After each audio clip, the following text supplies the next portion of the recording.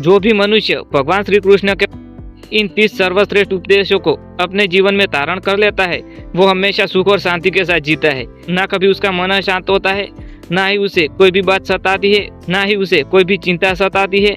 वो अपने जीवन में हर हमेशा सुख और शांति के साथ जीता है और अपना कार्य करता रहता है। आइए जानते हैं कौन से है वो उपदेश। श्री कृष्ण कहते हैं, इंद्रियों और इंद्रिय विषय के संयोग से प्राप्त हुआ सुख सदैव दुख का कारण होता है और इसे हर हाल में बचना चाहिए। श्री कृष्ण कहते हैं, वह व्यक्ति शांति का अनुभव करता है जो सभी इच्छाओं को त्याग देता है और बिना किसी लालसा के रहता है और नश्वर अहंकार और मेरेपन की भावना से अनजान रहता है। वो मनुष्य हमेशा सुख और शांति के साथ रहता है, उसका मन हमेशा शांत रहता है, वो कभी दुखी नहीं होता है। श्री कृष्ण कहते हैं, जो व्यक्ति आध्यात्मिक अनुभूति की उन्नत अवस्था के लिए अपने दृढ़ निश्चय में स्थिर रहता है तथा जो दुख और सुख के आक्रमणों को समान रूप से सहन करता है, वह निश्चित रूप से मोक्ष के लिए पात्र होता है। भगवान श्री कृष्ण कहते हैं, सुख और दुख का आना और समय के साथ उनका गायब हो जाना सर्दी और गर्मी के मौसम जैसा है। सर्दी और गर्मी का मौसम आता है और समय के साथ चला जाता है।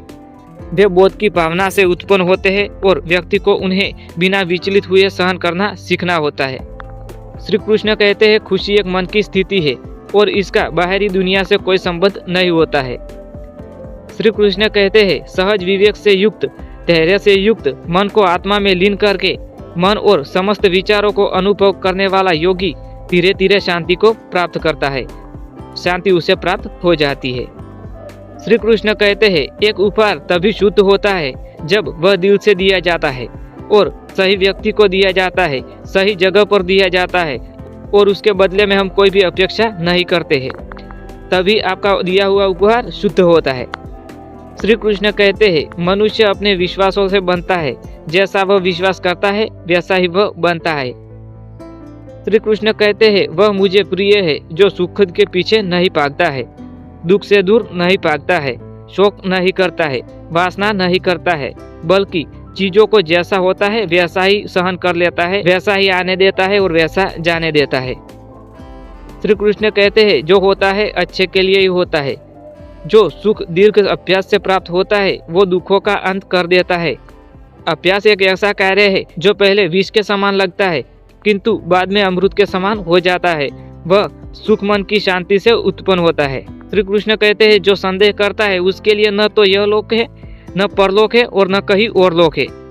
वो सभी लोकों में दुखी ही रहता है। इसीलिए संदेह करना छोड़ दो। आप किसी पर भी संदेह करते हो तो उसे छोड़ दो, अपने आप पर संदेह करते हो तो वो भी छोड़ दो। जब तक आप संदेह करते रहोगे तब तक आप खुश नहीं रहोगे। तू उन लोगों के लिए शोक करता है जिनके लिए शोक नहीं करना चाहिए, फिर भी तू बुद्धिमानी की बात बोलता है। बुद्धिमान तो मरे हुए के लिए शोक करता है और न जीवितों के लिए। श्री कृष्ण कहते हैं, भौतिक संसार में सभी सुखों का आरंभ होता है और उनका अंत भी होता है, लेकिन कृष्ण में आनंद असीमित है और उसका कोई भी अंत नहीं होता है। इसीलिए भगवान कृष्ण में आनंद खोजे। कृष्ण कहते हैं, इंद्रियों की दुनिया में पैदा हुए सुखों का आरंभ और अंत होता है और वे दुखों को जन्म देते हैं। बुद्धिमान लोग उनमें सुख नहीं तलाश करते, लेकिन जो लोग शरीर में उठने वाले काम और क्रोध के आवेगों पर काबू पा लेते हैं वे स्वस्थ हो जाते हैं और आनंद में रहते हैं। वे अपना आनंद, अपना विश्राम और अपना प्रकाश पूरी तरह से अपने भीतर पा लेते हैं, भगवान के साथ एक हो जाते हैं और ब्रह्म का निर्वाण प्राप्त कर लेते हैं। श्री कृष्ण कहते हैं, इस आत्मा विनाशकारी नरक के 3 द्वार है। काम, क्रोध और लोभ, इन 3 कार्यों से मनुष्य नरक में जाता है। इसीलिए काम, क्रोध और लोभ नहीं करना चाहिए। श्री कृष्ण कहते हैं, कुछ लोग जहाँ भी जाते हैं खुशियाँ फैलाते हैं, जबकि अन्य लोग जहाँ भी जाते हैं खुशियाँ पैदा करते हैं। जो लोग आत्मज्ञान प्राप्त कर लेते हैं वे हमेशा संतुष्ट रहते हैं, आनंद और तृप्ति का स्रोत पा लेते हैं। वे बाहरी दुनिया में खुशी की तलाश नहीं करते हैं। खुशी केवल स्वयं के भीतर है, यही सच्चाई है। आप अपने आप ही खुशी को ढूंढिए, कहीं और नहीं। जिसके पास कोई आसक्ति नहीं है वह दूसरों से प्रेम करता है, क्योंकि उसका प्रेम शुद्ध और दिव्य है और प्रेम के उन छोटे छोटे कार्यों से ही आप वास्तव में खुश रह सकते हैं। श्री कृष्ण कहते हैं, जो लोग अपने आप पर विजय प्राप्त कर चुके हैं उनकी चेतना में परम सत्य प्रकट हो जाता है। वे शीत और उष्णता, सुख और दुख की प्रशंसा, निंदा में समान रूप से शांतिपूर्वक जीते हैं। मैं और मेरा के सभी विचारों से मुक्त होकर मनुष्य परम शांति पाता है। श्री कृष्ण कहते हैं, इस क्षण भंगुर संसार को बिना किसी लालच या भय से स्वीकार कर लो। जीवन के विकास पर भरोसा रखो और तुम्हें सच्ची शांति प्राप्त हो जाएगी। श्री कृष्ण कहते हैं, तुम खाली हाथ आए थे और खाली हाथ ही जाओगे। जो आज तुम्हारे होकर किसी और का था और आने वाले कल में किसी और का होगा, इसीलिए तुम सारी चिंता छोड़ दो।